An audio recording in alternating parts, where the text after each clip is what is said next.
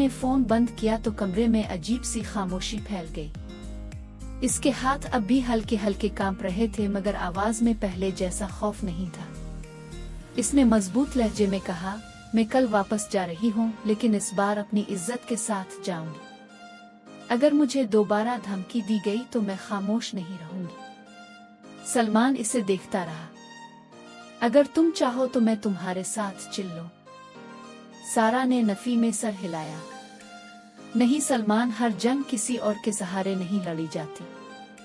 कुछ फैसले खुद करने पड़ते हैं। उधर उम्मी परेशान थी।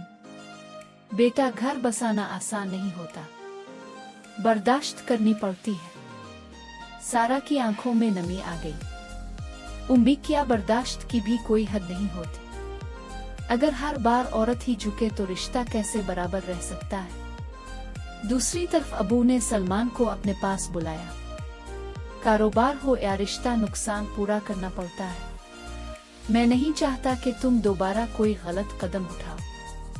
तुम मेरे साथ चल रहे हो और काम सीखोगे। अब कोई शिकायत नहीं आनी चाहिए। सलमान ने पहली बार संजीदगी से जवाब दिया, मैं आपके साथ चिल्लूंगा अबू, लेकिन एक बात समझ लीजिए, एतमाद के बगैर ना कारोबार चलता है ना घर। अबू इसकी बात सुनकर कुछ देर खामोश रहे। शायद उन्हें अंदाजा हो रहा था कि हालात बदल रहे हैं।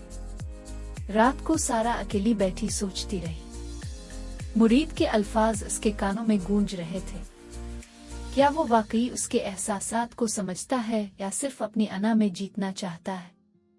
अगली सुबह जब वो जाने के लिए तैयार हुई तो उम्मी ने इसे गिले लगा लिया।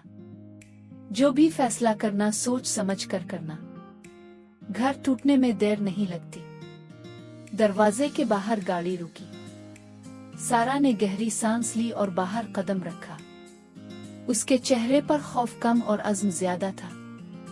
उधर सलमान खिड़की से इसे जाता देख रहा था।